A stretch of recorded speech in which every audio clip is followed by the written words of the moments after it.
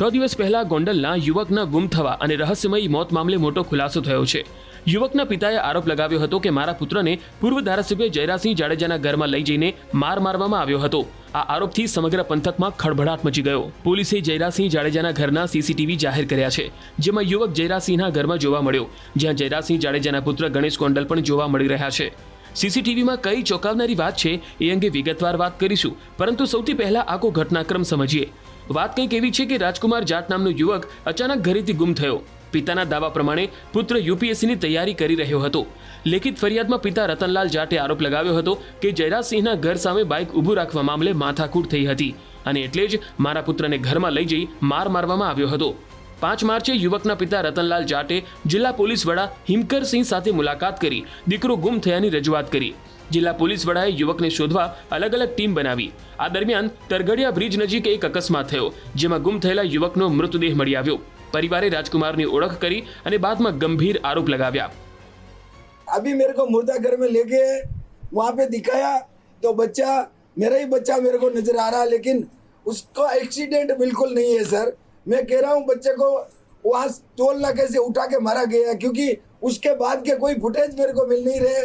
इन्होंने वहाँ बच्चे को मारा और इन्होंने क्या किया कि दूसरा कपड़ा पहना दिया, और अभी बाद का उसका फोटो 9 दिन 8 दिन का फोटो दिखा रहे हैं, तो मैंने दूसरे दिन का फोटो मेरे को पहले बताया, ये सोच के कह दिया कि मेरा ही बच्चा है। मेरा बच्चा नहीं है, मतलब वो फोटो पहले फुटेज देखे, फिर मैंने लाश देखी तो बेटा मेरा ही है, लेकिन मतलब उसकी हत्या हुई है, उसको मार के वहाँ डाला गया है। और आप मार रहे हो मेरे को खुद। यहाँ के जो देसाई साहब, क्या नाम है उनका, लोकल पुलिस के हेड है वहाँ पर, गोसाई, हाँ, उन्होंने खुद ने बोला कि मैंने सीसीटीवी फुटेज देखा है।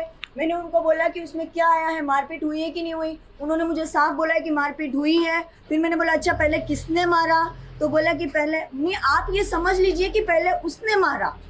अरे समझना नहीं है, मैंने कहा मुझे रियलिटी बताओ आप।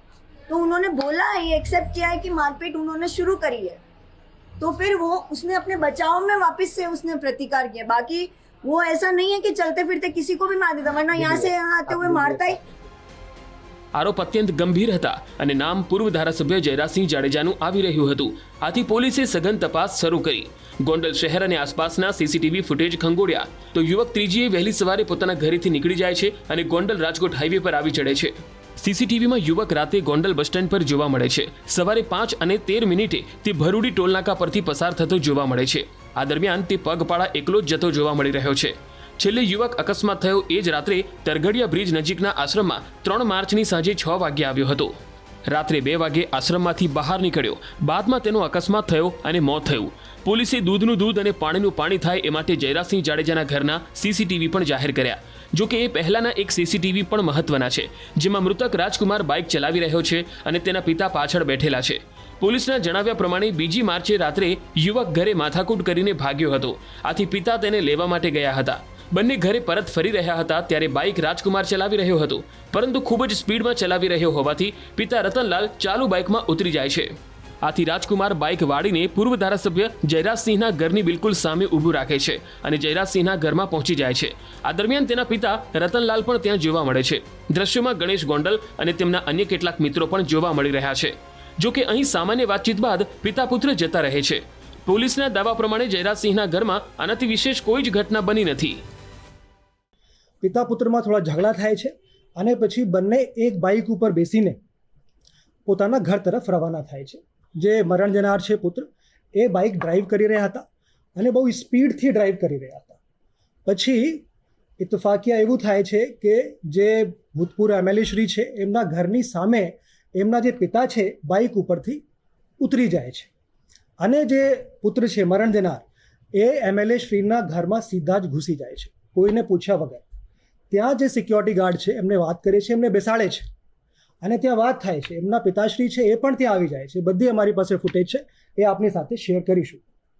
અને પછી ત્યાં જે છે એક બીજા સાથે સંવાદ થાય છે અને પછી ત્યાં બોલાચાલી થાય છે। એમને ત્યાંથી ઉઠવા માટે કહેવામાં આવે છે, ઉઠતા નથી, પછી એને ઉઠાવીને બહાર કરવામાં આવે છે।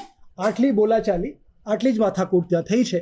એના સિવાય એમએલએ શ્રીના જે ભૂતપૂર્વ એમએલએ શ્રી છે એમના ઘરમાં બીજી કોઈ બાબત ધ્યાન ઉપર આવેલ નથી. માર મારવાની વાત છે, અમને સીસીટીવી ચેક કર્યા, એમાં કઈ સામે આવ્યું છે? અત્યાર સુધીમાં મેં જેટલા સીસીટીવી ત્યાં ચેક કર્યા છે ત્યાં ફક્ત પોતે સામેથી આવે છે અને ઘૂસી જાય છે અંદર. કોઈ એમને પકડીને અંદર બોલાવતા પણ નથી, બહારથી કોઈ અવાજ પણ નથી મારતા કે તમે અંદર આવી જાઓ.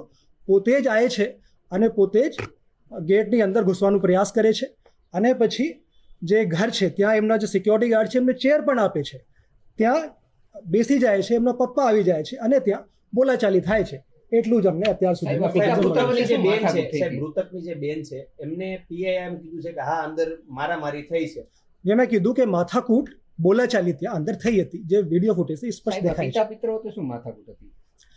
એ ઘરમાં તમને ખબર છે એકબીજા સાથે થોડા અનબનાવ હોય છે. પિતા પુત્રમાં ટેન્શન રહેતી હતી. જે પુત્ર છે એ ભણતા પણ હતા અને પોતાના જીવન ફ્રીલી જી શકતો નથી એવા આક્ષેપ પોતાના પિતા ઉપર હતા. એના પહેલાં પણ 2 થી 3 વખત ઘરેથી ગાયબ થઈ ચૂક્યા છે.